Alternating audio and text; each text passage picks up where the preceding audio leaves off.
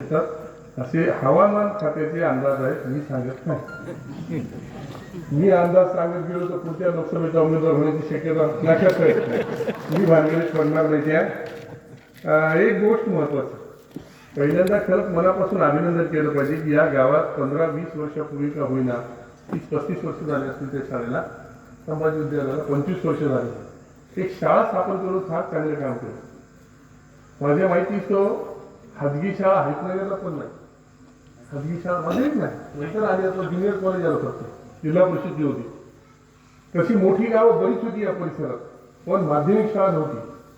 तुम्ही माध्यमिक शाळा तसं पाहिलं तर गाव तुमचं छोटं आहे, पण तुमच्या गावातल्या तुम्ही सगळ्यांनी जो विचार केला, भोसले सर असतील, तुम्ही सगळे डायरेक्टर लोक जे कोणी संस्थापक त्याचे आहेत ते एक चांगला विचार झाला आणि फार महत्वाची गोष्ट झाली.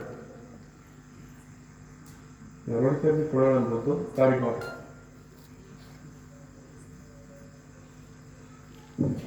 महत्वाची गोष्ट ही झाली. मला एक उदाहरण सांगतो. माझ्या गावात 4थी पर्यंत शाळा होती, तेव्हा माझी मोठी बहीण फक्त 4थी पर्यंत शिकली. लक्षात घ्या, गावाच्या आणि शिक्षणाचा परिणाम किती गंभीर असतो. तिथं 4थी पास झालं की लग्न झालं. दुसरी आमची एक नंबर 2च्या चुलत्याची मुलगी, आमची धोंडरामजीची जमुना म्हणून आहे, आम्ही दोघं एकाच वयाचे होतो. ती गावात 7वी पर्यंत शाळा झाली. ती मी असताना आम्ही सगळेजण, मी 5वी पासून माटेगावला होतो, पण ती असताना मला वाटते 5वी-6वी पर्यंत होती. मी तिची टीसी टाकली. मी तिला सायकलवर लक्ष्मीनगरला घेऊन जायचो. भरोसे साहेबांची विनाअनुदानी शाळा सुरू झाली होती. तुमच्या शाळेच्या आसपासच असतील ती त्या शाळा होती किंवा तुमच्या आधी 10-1 वर्ष होती. ती 10वी पर्यंत शिकली. म्हणजे मला ही गोष्ट सांगायची, घरची परिस्थिती सारखीच असताना शिक्षणावर परिणाम गावात शाळा असल्यामुळे किंवा नसल्यामुळे होतो. ही गोष्ट आपण सगळ्यांनी लक्षात घेतली पाहिजे. तुमचं गाव मुळातच भोसल्याचं असल्यामुळे तुमच्या गावाला कोणी मार्गदर्शन करावं, कारण भोसल्यांनी महाराष्ट्राला दिशा दिलेली आहे. त्यामुळे आम्ही तुम्हाला मार्गदर्शन वगैरे करण्यासाठी नाही, परभणीहून पूर्णा मार्गे तुमच्या सगळ्यांचं गावपांढरीचं दर्शन घ्यायला आलेलो आहे. लहानपणी तुमच्या गावच्या घराघरात जेवल्याचं मला आठवतंय. एकही घर असं सुटलेलं असतं की ज्या घरात आम्ही लहानपणी जेवलो नाही. दौलतराव. तर त्यामुळे हा गाव आपल्यासाठी वेगळा पाहुणा वगैरे असं काही असायचं कारण नाही.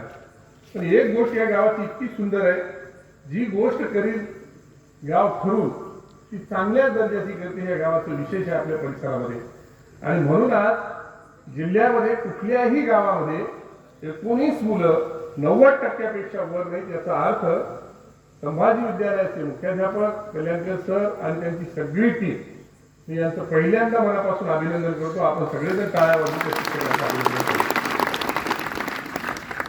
आता याच्यात दुसरी एक गोष्ट महत्वाची आहे. बोलताना सर म्हणाले की एकच मुलगा आहे. विठ्ठलराव, आपले दिवस म्हणजे कदाचित आणखी बदललेच नाहीत म्हणायची वेळ आहे पुरुषांची. तर कदाचित येणाऱ्या काळात मुलं अभ्यास करतील अशी अपेक्षा आपण व्यक्त करू. तसं आपण सगळेजण काळजी घेऊ. भोसले सरांचा उल्लेख करायला, ते शिक्षक संघाचे नेते आहेत आणि जिल्ह्यातल्या सर्वात मोठ्या पतसंस्थेचे ते संचालक आहेत मागच्या अनेक वर्षापासून. मी हे यासाठी 2-3 गोष्टी तुम्हाला बोलतोय की आज मुलींचा जो सत्कार झाला, त्या सत्कारातून त्या पोरींच्या मनामध्ये जो कॉन्फिडन्स आहे, हा सगळ्यात महत्वाचा मुद्दा आहे. इथं बसलेल्या त्यांच्या आज्यांना किती आनंद झाला असेल, त्यांचे आजोबा असतील त्यांना किती आनंद झाला असेल. आणि मायबापाला स्वाभाविक आहे, कितीतरी पोरांच्या मम्मीचे आणि पप्पाचे दोघांचे मार्ग जरी केले तरी ते 98% होत नाहीत. अशी परिस्थिती अनेकांच्या बाबतीत आहे. मी त्याच्या पुढे जाऊन म्हणायचो, कधी कधी पालक मला ती शिकवायला 12वीला असताना म्हणायचे, सर हे आमचं लेकरू काही लक्षात देईना अभ्यासात. मी त्यांना म्हणायचो, तुमच्या दोघांच्या मायबापाचे आणि बाईच्या मायबापाचे हे 4 झाले आणि या दोघा मायबापाचे असे 6 जणांचे मिळून केले तरी लेकराची मात्र होत नाही. तुम्ही ताण देऊ नका पोरांना. कारण पोरं खूप छान पद्धतीने शिकतायत, ही सगळ्यात चांगली गोष्ट आहे. जे नाही शिकत त्या पोरांकडे आपल्याला लक्ष दिलं पाहिजे, विशेषत्वाने मुलांकडे लक्ष दिलं पाहिजे. आता खरं सांगा बरं, घरात पोरींना किती दडपण, यातली एकही पोरगी अशी नसेल की जी आईला किमान संध्याकाळी शेतून यायच्या डाळ घालत असेल, भात शिजवत असेल, पोळ्यांची कणिक पिळून ठेवत असेल, नसेल तर चुलीची सगळी तयारी किंवा गॅस पीस असेल तर झाडणं, साफसफाई करणं किंवा भांडे घासणं, एवढे कामं तर 100% दारूच्या पोरीला करावे लागतात. मला ही गोष्ट फार कौतुकाची वाटते की पोरी सगळं करून छान अभ्यास करतात. पोरं अभ्यास करून सगळं छान करतात. म्हणजे प्रॉब्लेम किती कॉन्ट्रावर्सी आहे. अभ्यास सोडून बाकी काय करायचं हा महत्वाचा मुद्दा आहे. आज रामराजेंनी जो काही मागच्या 2-3 वर्षामध्ये जिल्हा परिषद शाळेला सुद्धा जीव लावला. इथं दोघे जण होते माझ्या मताने, दलितकर सर आणि दुसरं कोण होतं भोसले सर. तुमचा एक उल्लेख करा सर आता बेलाळे सर, प्रभाकरराव भोसले सर केंद्र प्रमुख आमचे मार्गदर्शक आणि सहकारी. मी हे यासाठी सांगतोय की या शाळेचं रूप इतकं सुंदरपणे बदललं होतं. एखादं मंदिर जर बांधलं असतं ना तरी मला एवढा आनंद झाला नसता जेवढा रामराजेने शाळेच्या विद्या मंदिराकडे होता. तुम्ही म्हणता तुम्ही आता धर्मज्येष्ठी आहात का? मंदिर बांधलेल्यांना सुद्धा पदरात काही पडलं नाही म्हणायची वेळ आली कालच्या निवडणुकानंतर. लक्षात घ्या. म्हणजे विद्या मंदिर बांधणं किती म्हणजे गणेशराव गरजेचं आहे लक्षात येते. ही गोष्ट आपल्याला सगळ्यांनी समजून घेतली पाहिजे. आणि इथून पुढच्या काळामध्ये गावाने सगळी ताकद लावावी. मला आणखी एक रामराजेचं फार आवडलं की एखाद्या मुलाची खूप अडचण असेल तर त्याला आम्ही मदत करायला तयार आहे, पण त्याला अभ्यास केला पाहिजे. फार महत्वाची गोष्ट आहे, फार महत्वाची गोष्ट आहे. कोणाच्या लग्नाला पैसे उचले सोय द्यायचे नाही दिले तरी चालतील. लग्नाला पैसे नाही दिले तरी चालतील. एखाद 2 मेनू कमी होऊन लग्न होईल, काही बिघडत नाही. तुम्हाला मी साधं सांगतो की बा किती मोठं लग्न करा, कितीही मोठं मामा बरं मामा, शेवटाला जे आपले हितचिंतक आहेत शेवटच्या वेळेला जेवायला जरी नाही उरलं तर ते मध्ये लय आनंद झाला, मला सगळे जेवले, माझं पोट भरलं. लक्षात घ्या. वक्ते असतात ना ते 100% म्हणणार पोळ्या कशा कच्च्याच राहिल्या होत्या, भाजी कशी उतरल्यासारखीच वाटू लागली, कारण याची उतरलेली नसते म्हणून त्याला भाजी सुचवण्याचा प्रश्न पडतो. असले लोक असतात. त्याच्यामुळे लग्न मोठे करण्यापेक्षा दिवसेंदिवस आपल्याला मंदिर, आपली गाव खूप शहाणी आणि समजदार. आपल्या तालुक्यात काही गाव येतं म्हणजे ते फार खोवारीत असं म्हणून आपण जास्त काही बोलू नये त्याच्याबद्दल. 35 मंदिर एका गावामध्ये, तेवढ्यावर समाधान होत नाही. आणखी दुसरे 2-4 मंदिर म्हणजे कला मंदिरापर्यंत प्रवास गेला तरी समाधान न वाटणारी मानसिकता असेल. याच्यापेक्षा दुसरा काय विषय असला पाहिजे. माझी आपल्याला एक कळकळीची विनंती आहे. गावामध्ये गणेशराव तुम्ही असाल किंवा आणखी जी कोणी तुमची समज विठ्ठलराव तुम्ही सगळी मंडळी, पोरींसाठी एक सुंदर अभ्यासिका करावी. 1-2 मस्त स्ट्रॉंग 2 टनाची एसी लावून देऊन त्या पोरींना झोपू द्या 4 तास तिथे, काही हरकत नाही. तर एक मस्त एसी करा, एसी लावून एक अभ्यासिका सुरू करा. आणि पोरांना करा, तरुणांना मी म्हणणार नाही पोरांना सांगितलं, तर पोरांनी त्याची काळजी घेतली पाहिजे. समजा आपल्याकडे उन्हाळ्यामध्ये लोडशेडिंगचे वांदे सगळे, पावसाळ्यात पण लाईट बऱ्याच वेळेला जाते. आपण जर इन्व्हर्टर देऊन त्या पोरींच्या अभ्यासाची सोय केली तर मला वाटते भोसले सर येणाऱ्या काळात 100% किती जास्त पोरी मार्क घेतात असं ओळखलं जाणारं सुहागणी गाव असेल. ही गोष्ट लक्षात घ्या. यासाठी आपल्याला मग आता याचे 2-3 फायदे डायरेक्ट तुमच्या पोराला पोरी किती मिळतील न मिळतील मला माहित नाही, पण तुमच्या पोरी लोक मागणी घालून घेऊन जातील. ही गोष्ट सगळ्यात महत्वाची आहे. आज सगळीकडचे चित्र आहे. मोठे मोठे म्हणून घेणारे आम्ही तुमच्या करतो, आम्ही तुमच्याकडे देत नाहीत म्हणणारे सुद्धा 500-400 पोरं घोड म्हणजे माहिती आली तरी त्यांच्या लेकराची लग्न होऊ शकत नाही. ही स्थिती मराठा समाजाची प्रचंड भयावह मराठवाड्यात विशेषत्वाला आहे. आणि मग या गोष्टीवर सोल्युशन पुरी मिळत नाही. प्रमाण कमी झालं काय काय म्हणजे गोष्टी तो विषय मी फार जाणार नाही, पण पोरी गुणवान असतात, पोरी मर्यादाशील असतात, पोरी उद्दिष्टापणे जगाच्या पाठीवर कुठल्याही बाबतीमध्ये तुलना करा पुरुष आणि स्त्रीची. आता कारण त्याला वाईट वाटेल, तुम्ही कीर्तनकार वगैरे तुम्ही जी मी सगळे वारकरी, आता माझ्या घरातल्या उत्तरंडीला किती गाडी येते सगळ्या माणसाला माहिती, त्याच्यामध्ये मी जास्त नाही बोलणार. पण माणसाला लई कौतुक वाटते की पुरुषांची फार स्तुती केली जाते, बायकाबद्दल कोणी फारसं चांगलं बोलत नाही. पण जगाच्या पाठीवर कुठल्याही देशात तुलना करा जाऊ, माणसं जेवढे वक्ते खराब असतील तेवढे महिला असतात ना. तुमच्या गावात एक तरी बाई अशी एक इथून सिगारेट पेटवली तिथून गावाच्या बाई जवळ चुकी गेली म्हणून माणसं किती बी असू शकतात. रस्त्याला मंदिराच्या कोपऱ्यावर चुकणारे लोक खूप आहेत. ही परिस्थिती सगळीकडे आहे. बिड्या उडतात. कधीतरी आपण असं पाहिजे काय एखाद्या पाहिजे मरणाची दारू पेली पूर्ण शनिवार बाजार ज्या दिवशी नारीच्या कडाला पडली म्हणून असं घडत नाही. मावल्या बिचाऱ्या तुम्हाला आजही सांगतो, माना न माना आपलं सगळं चांगलं या महालक्ष्म्यांमुळे आणि लक्ष्म्यांमुळे आहे, बाकी कोणामुळे नाही. ही गोष्ट आम्ही लक्षात घेतली पाहिजे. प्रत्येकाच्या घराला तुम्ही पहा, तुमच्या प्रत्येकाच्या घराला रामराजे तुम्ही कोणी सगळेजण तुमच्या घरात कोणीतरी एक माय माऊली अशी होऊन गेलेली आहे की तिचं 5 पिढ्या 7 पिढ्या नाव आजही लोक काढतात, गाव काढते. हे त्याचं वैभव आहे. आणि म्हणून आपण त्याच घरात जन्माला येऊन त्या माऊलीच्या हातचं खाऊन सकाळ संध्याकाळ आणि त्याच माईच्या पोटातून जन्माला येऊन आपल्या चांगुलपणाचा विकास का होत नाही हे पुरुष पोरांनी समजून घेतलं पाहिजे. ही सगळ्यात महत्वाची गोष्ट आहे. माझी तुम्हाला सगळ्यांना कळकळीची विनंती असेल, बाळांनो आयुष्यामध्ये वाईट शिकण्यासाठी ट्युशन लावायची गरज नाही. मी नेहमी सांगतो आपल्याला ते पोरी जर पुढे 11वी 12वी सायन्सला गेल्या, यांना कुठेतरी इंजिनिअरिंगला जायचे, मधल्या काळात सुट्ट्यामध्ये कुठेतरी स्पोकनचा क्लास लावणार इंग्रजीचा, बरोबर आहे. मराठीच्या स्पोकनचा लावायची गरज नाही आपल्याला, इंग्रजीच्या स्पोकनचा क्लास लावणार, बरोबर आहे. पण मला हे सांगा, शिव्या शिकण्यासाठी विठ्ठलराव कुठे ट्युशन लावायची गरज आहे का? बरं इथे शिवी माहित नाही असा एक तरी पोरगा माणूस पुरुष असेल का? ह्यांना ऐकल्यामुळे माहित झाले असते, त्या काही शिव्या देत नाहीत कोणाला. पण शक्यतो ती परिस्थिती आहे. मग शिव्या न शिकवता इतक्या पाठ होता, म्हणजे गीतेची संता घेतली असेल की माहिती आहे. इमानदार लोक इतके कसून शिव्या देतात, बऱ्याच वेळा भीती वाटते त्याला अटॅक येते, शिव्या घेतली का नाही जोर जोरात, आपण त्याला हळूहळू शांत करतो जरा. ती परिस्थिती आपण पाहतो. म्हणजे न शिकता काही गोष्टी शिकतो आपण. खोटं बोलायचं ट्युशन कोणी लावलं होतं का आयुष्यात? खोटं बोलत नाही असा माणूस आपल्याला, साध्या गोष्टी आहेत. पण हे सगळे अवगुणाची साधना करण्यापेक्षा न करताही गवत कधीही नर्सरीतून विकत घेऊन थैलीमधून शेतात आणून लावा लागत नाही, ते आपोआप उगवतं. वाईट सगळं आपोआप होत आलं असतं. त्या वाईटाला बुडापासून निंदून काढलं पाहिजे आणि चांगुलपणाचं खऱ्या अर्थानं श्रमाचं कष्टाचं खत पाणी त्याच्या मुळांना दिलं पाहिजे, तर ते विकसित होत असतात. पोरी बिचाऱ्या त्या पिंपळाच्या रोपासारख्या कातळावर सुद्धा जन्माला येतात. ही पोरींची प्रक्रिया असते. तुम्हाला नैसर्गिकता माहिती असेल नसेल मला माहिती नाही, पण तुमच्यापैकी डॉक्टर आहेत त्यांना माहिती आहे, दौलतराव माहित असेल. गर्भपात करताना मुलाचा गर्भ जितक्या सहजासहजी होतो तितक्या लवकर मुलीचा गर्भपात होत नाही. ते मेडिकल सायन्स सांगतात. तरीही आम्ही हरामखोर लोकांनी केले. आता ही प्रक्रिया लक्षात घ्या तुम्ही की मुलीचं हे चांगुलपण आयुष्यभर जपण्यासारखं आणि जोपासण्यासारखं आहे. आणि मग 4-5 समजा 5 वाजता शाळा सुटली, 4:15ला पोरगी घरी येते, तर 5:17 झाली की तीनदा माय बाहेर उठवाते, पोरगी कशी आली, बरोबर आहे. गावातल्या गावात शाळा असून आवडील असतील घरी तर ते पण काळजीत राहतात. भैया आपला काय त्याला म्हणतो आपण, प्रिन्स, कशी आली नाही दिदी. म्हणजे 5वीचा जरी पोट्ट घरातला असेल ना, 10वीच्या पोरीच्या थोडी माग इतकी आपली सगळी लक्षात घ्या. ही आपण एक पोचलेली विकृती आहे सोबत. बरं प्रिन्स कधी आला कधी गेला नाही, कॅलेंडरचे पानं बदलले तरी प्रिन्सची काळजी नाही आपला. म्हणजे दिवसाचा मिनिटाचा विषय नाही. हा एक थोडासा भेदभाव आपल्याला कमी करता आला पाहिजे. पोरीवर तुम्ही भाग्यवान आहात. तुमच्या आजीला विचारा, नवऱ्याचा मार खाणे किती डेंजर गोष्ट असते. तुमच्या वाट्याला नाही, तुमच्या मम्मीच्या पण वाट्याला.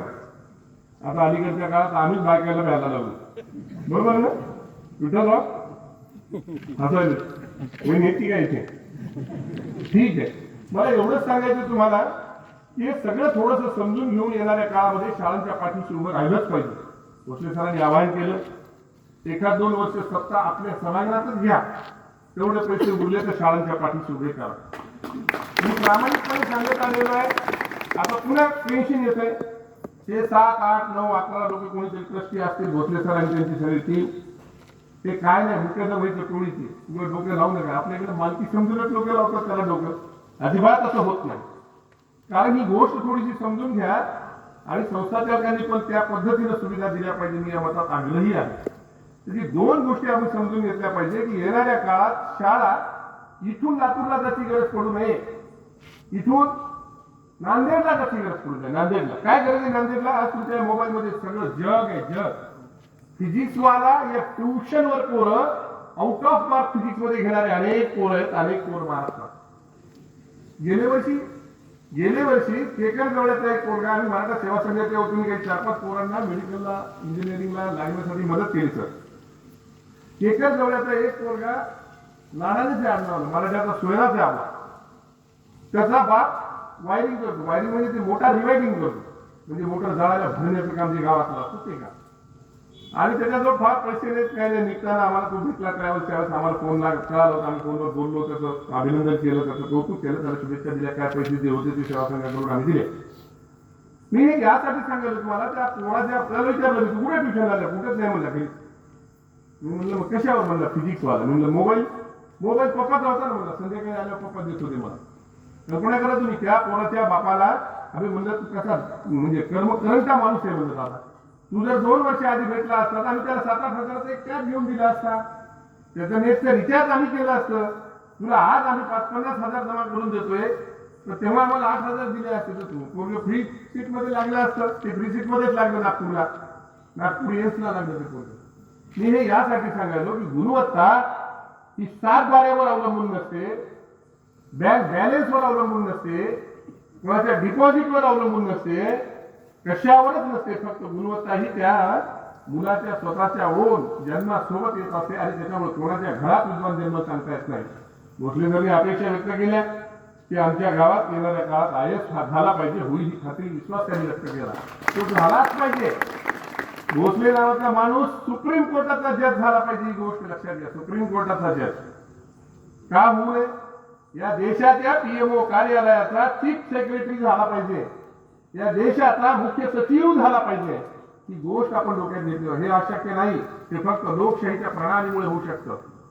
लोकशाही अशी एकमेव व्यवस्था आहे जी या देशाला संविधान भारतरत्न डॉक्टर बाबासाहेब आंबेडकरांनी दिलं, ज्या संविधानामुळे शक्य होऊ शकतं. कदाचित तुमच्या माहितीचं काही संशय आपल्या डोळ्यासमोर होते मागच्या निकालाच्या आधी, असं होईल तसं होईल. जे काही त्याच्यातून चांगलं झालं ना ते फक्त संविधानामुळे झालं, दुसऱ्या कुठल्याही गोष्टीमुळे नाही. ती गोष्ट आम्ही समजून घेतली पाहिजे. आणि म्हणून येणाऱ्या काळामध्ये चांगल्या पद्धतीचं समृद्ध गाव उभं करायचं असेल तर गावात बाकी नाल्या नका करू, काही फरक पडत नाही. आपल्या गावात लई घाण पाणी सांडपाणी नसतं. आपल्या गावामध्ये रोड नाही झाले तरी चालतील गावातले. आपल्या गावातली प्रत्येक शाळा सुंदर असली पाहिजे, कितीही असू दे. आता तुमच्या प्री प्रायमरीची काय अवस्था आहे मला माहित नाही, पण ज्या कोणी आमच्या बहिणी तिथं काम करतात त्यांना माझी विनंती आहे, छान करा. आणि रामराजेच्या प्री प्रायमरीकडे पण लक्ष द्या. एकट्या रामराजेंनी द्यावं असं नाही, तुमच्यापैकी कोणीतरी या जरा पुढे आणि कदाचित त्या प्री प्रायमरी शाळा पण चांगल्या करा. मुलं तिथे येतात, बसतात, राहतात, खातात, ते दिवसभर तिथं थांबतात. ती किती सुंदर गोष्ट आहे. ज्या मायबापाच्या घरी दोघेही नवरा बायको शेतात जातात, त्यांचे लेकरं आम्ही जिल्हा परिषद सांभाळते. मोजले जर सोयरी जरी एखादी आणली तर तिला जाताना एखादं डुगडं साडी घेतल्याशिवाय तिला पाठवता येईल का? पोरगी सांभाळायला आलेले, लेकरू सांभाळायला आलेले माऊलीला जिल्हा परिषदवाले तुमच्याकडून काही अपेक्षा ठेवत नाही. किंवा पुढे इतकं शिक्षण खाजगी शाळेनं केल्यानंतर ते पण तुमच्याकडून काही अपेक्षा ठेवत नाही. आणि म्हणून ही गोष्ट कदाचित या 19 पोरांच्या बापांनी किमान 2 वर्षाचा खर्च आपण 9वी 10वीचा जर विचारात घेतला तर किमान 1 लाख 2 लाखाच्या आसपास जाणार नाही बाहेर गेल्या. मग ते 2-2 लाख वाचले म्हणजे 19 दोन्ही 38 लाख रुपये या गावातल्या पालकांचे प्रत्यक्ष वाचले असतील या शाळेला. आता पुन्हा म्हणतात दुसऱ्या सरनी एक विषय सोडून दुसरीकडे का बोलली. शाळा फारच महत्वाची गोष्ट आहे. तुम्हाला मी आजही सांगतो, जर शाळा आपल्या पाठीशी चांगल्या उभ्या राहिल्या नसत्या तर आपण संपलो असतो काळाच्या ओघात. आणि म्हणून येणाऱ्या काळामध्ये शासन 100% पटावर वगैरे दिवसेंदिवस काय धोरणं व्हायली त्या धोरणाच्या भानगडीत जास्त आपण न पडणं बरं. आता पण इथून पुढच्या काळात एक वेळ अशी येईल कदाचित शासन शिक्षणाबद्दल 1 रुपया खर्च करायला तयार असणार नाही. तेव्हा गावाला तुमच्या गावातल्या भोसले साहेब दशरथरावजी गावातल्या मंदिराचा दिवा कधी विजल्याचं आठवलं? तुमच्या वडिलांना आजोबांना पंजोबांना आणखी 25 पिढ्याला जर विचारलं तर दिवा कधी विजला का? नाही.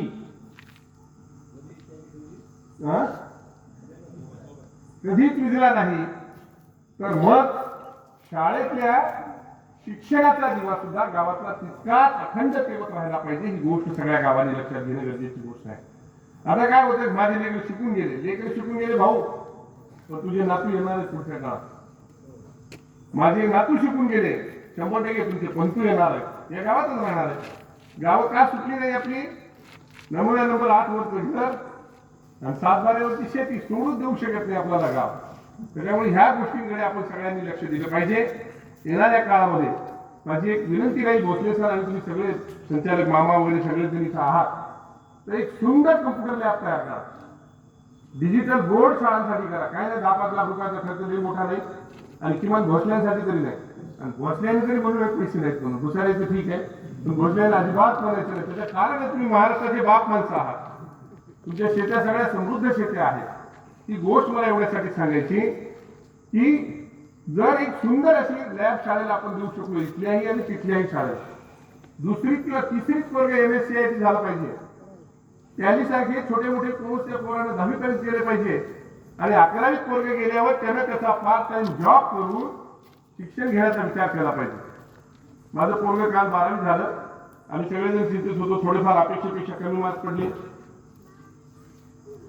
गरिबाचे लेकर शिकतात असं म्हणतो आपण. आपण काही लई श्रीमंत त्याच्यातला भाग नाही. पण लई खराब मार्क पडले असते तर मला माझ्या पापावर पुन्हा एकदा कदाचित आपलं लई वाढणं काही अशी जाणीव झाली असते. मध्ये मार्क पडले. पोराला मी म्हणलं बाबा तू मार्क फार काही चांगले घेतले नाही, तर तुझ्या डोक्यात काय. मला ही गोष्ट फार महत्वाची वाटली. मी त्याला बऱ्याच वेळेला बोलता बोलता सांगून ठेवलेलं आहे, तुझ्या आज्याचं जे परंपरेनं असेल ते तुझ्यासाठी. मी माझ्या बायकोने कमवलेला 1 रुपया तुझ्यासाठी नाही. नाही इतका आलं तर आम्ही दान करून मृत्यूपत्र असतो, तुझ्या वाट्याला नाही. हे क्लिअर सांगितले. मला ते बोलताना म्हणलं पप्पा तुम्ही काही काळजी करू नका. भारतात कुठल्याही कॉलेजला गेलो तर काही ना काही डोनेशन आहे. गव्हर्नमेंट कॉलेजला सुद्धा जे रिझल्ट म्हणजे प्रायव्हेट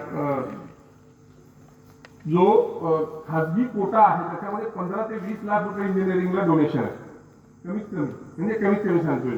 त्याच्या पुढे खूप मोठे कॉलेजेस आहेत. पण जर्मनी असा जगातला एक देश आहे सगळे गव्हर्नमेंटचे कॉलेजेस एकही रुपया डोनेशन नाही. मी म्हणलं फार चांगली गोष्ट आहे. मी म्हणलं मग राहण्या खाण्याचं काय करायचं. ते मला 70 ते 80 हजार रुपये महिना लागते.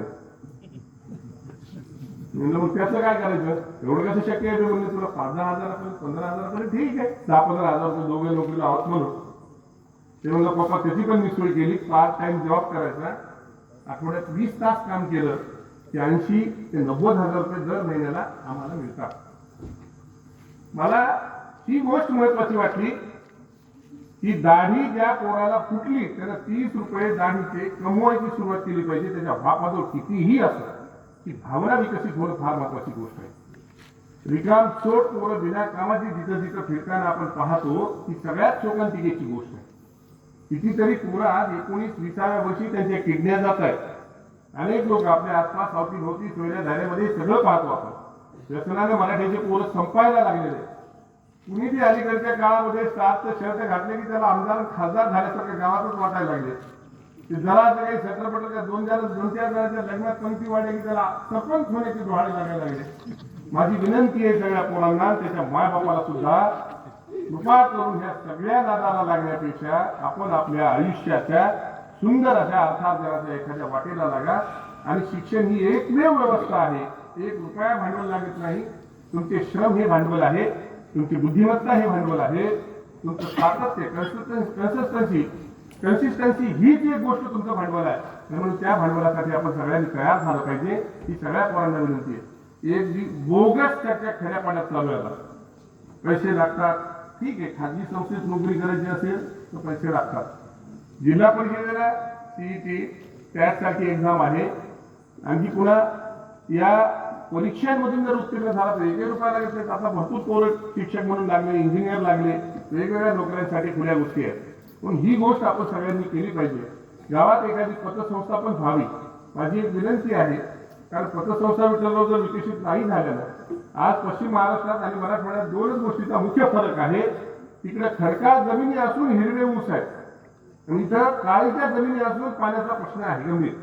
कल्पना करा पश्चिम महाराष्ट्रातली अशी बातमी कुठली आली का तुम्हाला. 45 ते 48 पर्यंत तापमान गेलं म्हणून आपल्या इथलीच बातमी आली. कारण मागच्या 10 वर्षात आपण इतके झाडं तोडलेत की दरवर्षी 4 अब्ज झाडं लावले तर ती रिकव्हरी होण्याची शक्यता आहे येणाऱ्या 10 वर्षात. तोपर्यंत होणार नाही. सांगण्याचं तात्पर्य की दिवसेंदिवस म्हणजे केवळ अज्ञानामुळे भकास होणारी आणि उद्ध्वस्त होणारी प्रक्रिया आपण सुरू केलेली आहे. पण येणाऱ्या काळामध्ये 60 वर तापमान गेलं तर झाडं नाही माणसं जिथे जळतील रस्त्यानं त्यांची मौत करायची गरज नाही, लाकडं आणायची गरज नाही, जळून मरतील ही परिस्थिती आहे. आणि म्हणून तोही एक संकल्प एका वेगळ्या पद्धतीने सगळ्यांनी घ्यावा. हॉर्टिकल्चरच्या सगळ्या स्कीम्स त्याच्या पाठीमागे लागावं. भोसलेनं दशरथरावजी तुम्ही सगळेजण डोकं लावा. गणेशराव तुम्ही त्या कृषी कोष सेवक दिवक असू इथं बसवा आणि छानपैकी हॉर्टिकल्चरवर भर द्या. किमान शेतावर बांधावर जिथं जमतील तिथं झाडं लावा.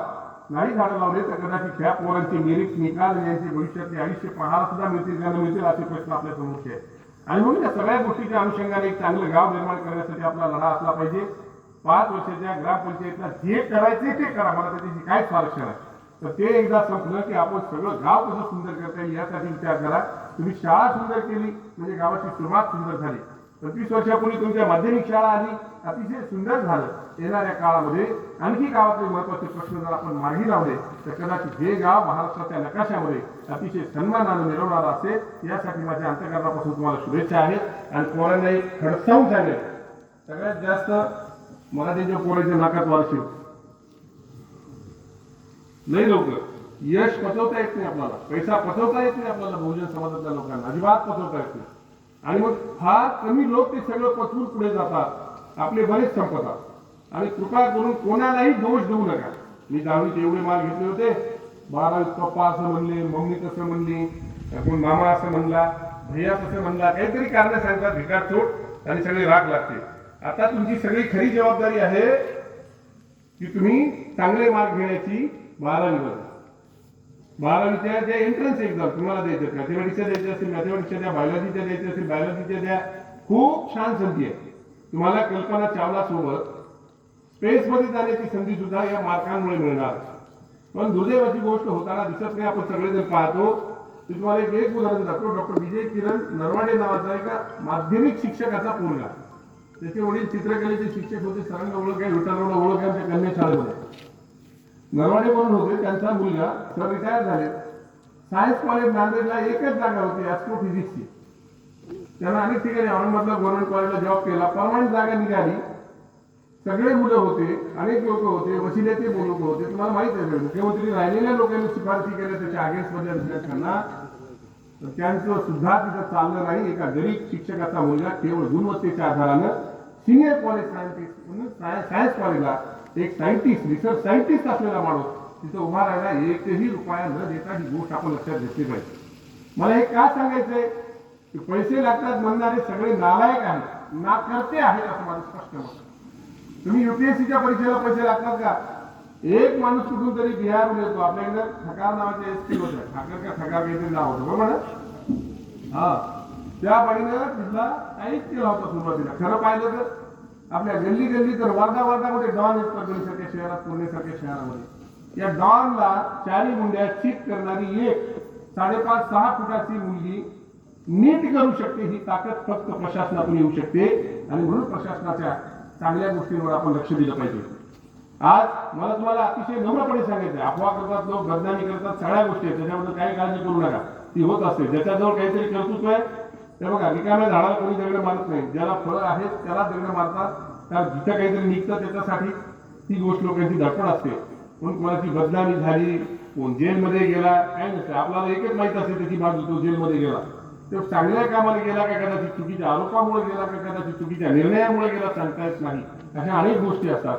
त्याच्यामुळे कुठल्याही गोष्टीकडे निगेटिव्ह न पाहता, माझं निलंबन झाल्यावर मी एका आमदाराला बोललो, मला साहेब लय वाईट वाटलं, म्हणलं एवढं सगळं चांगलं करून आता मला दिवसातून 4 ते 5 वेळाला परभणीच्या कार्यालयात फोन करून सांगावं की हे काम करून दे म्हणून. ऍक्च्युली मी विदर्भातला शिक्षणाधिकारी, तर परभणीच्या कार्यालयात सांगावं तर मोठे मोठे माणसं सांगतात. ज्या चांगल्या माणसाने माझ्या निलंबनासाठी माझ्या इमानदारीने प्रयत्न केले ते सुद्धा भाडे मला फोन करतात. मी हे अतिशय नम्रपणे सांगतो तुम्हाला. पण दुर्दैवाची गोष्ट ही आपण समजून घेतली पाहिजे की हे सगळं कशासाठी. त्याने मला सांगितलं, गुजारे तुम्ही टेन्शन घेऊ नका म्हणजे, मी माझ्या नावाने जे होतो तर माझ्या जवळच्या काही नातेवाईकाला, शेजारच्या काही नातेवाईकाला माहित होतो. पण मी जेलमध्ये गेलो आणि जेलमध्ये गेल्यावर मी जगात प्रसिद्ध झालो, ही माझी त्याची भावना मला. ठीक आहे, परिस्थिती वाईटही असेल, कदाचित वेळ आली, त्याच्यातून काही चांगलं शोधलं पाहिजे. हा विचार आपण सगळ्यांनी डोळ्यासमोर ठेवला पाहिजे. पण तुम्हाला सर्वांना माझी विनंती आहे, शिक्षणातलं वाईट सोडून द्या, कोणी काय म्हणू द्या. अलीकडे लोकांनी अफवा सुरू केल्या विठ्ठलराव, आता शाळेचं काय खरं, आता शिक्षणाचं काय खरं, हे गव्हर्नमेंट आता, हे गव्हर्नमेंट काय आधीवर राहणार आपल्यासोबत, डोक्याचं काढून टाका, काही विषय राहणार नाही. म्हणून एक गोष्ट लक्षात ठेवा, येणाऱ्या काळामध्ये गाव स्वतः शाळा चालवतील शासनाच्या 1 रुपया फंड शिवाय, कारण ती गरज आहे आपली, महत्वाचा मुद्दा. आणि म्हणून यासाठी थोडा विचार केला पाहिजे. पोरांना माझी विनंती आहे, रूमवर राहा, तिथं चांगलं राहा, छानपैकी तुम्ही पोरी आहात. मायबापाचा नाही म्हणलं तरी जीव कुठेच पडतो पोरीला तिथं ठेवायला. मी पोराला ठेवायला परेशान झालो. माझ्या एकच पोरी म्हणलं पुन्हा तिकडे कमी जास्त काही झालं तर आपल्याला केस उठके फिरावं लागेल परभणीमध्ये. ही परिस्थिती पोराच्या बाबतीत असते. तर तुम्ही पोरीचे मायबाप ते किती हिंमत करणार लक्षात घ्या. त्याच्यासाठी तुम्हाला सगळ्या लेकींना माझी विनंती आहे, बाळांनो चुकीचं पाऊल आयुष्यात टाकू नका. कटके काय कटके मर गए तो भी चलेगा, लेकिन लेकिन अपना सर नहीं झुकना चाहिए. ही गोष्ट डोक्यात ठेवा आयुष्यभर. सर बोलताना फार सुंदर बोलले, कुणीतरी तो रेफरन्स दिला, आपल्या आई बापाचा चिखलात पडलेला चेहरा आठवा, आपला अभ्यास आपोआप वाढणार. त्याच्यामुळे ही गोष्ट करत नाही. हे असले छोटे बाळांनो, ही सुरुवात आहे तुमच्यासाठी. हे लॉलीपॉप फार झालं तर शिक्षणातलं. 12वी मधून तुमचं कर्तृत्व निर्माण करा. इंजिनिअरिंग मेडिकल मधून, कदाचित लॉ मधून, आणखी वेगवेगळे प्रशासनातून महत्वाचे खूप सेक्टर आहेत तिथे मिळाले पाहिजे. दरवर्षी बळीराजा महोत्सव रामपुरीला होतो. त्याची सुरुवात आम्ही केली होती सगळ्यांनी मिळून. ओम यादव साहेब आणि त्यांची सगळ्या टीमने गावात इतकं सुंदर काम केलं. आज त्या गावामधला बळीराजा महोत्सव दरवर्षी सरांनी सांगितल्याप्रमाणे भोसले सरांनी 30-35 डॉक्टर इंजिनियर असतात. जगभरात तिथले माणसं आहेत, जगभरात. मग याही सहभागांचे गेले पाहिजे हा विचार आपण सगळे मिळून करू. अधिक न बोलता प्रचंड उशीर झालेला आहे. आपल्या सगळ्यांची मी रजा घेतो. मला इथं बोलावलं.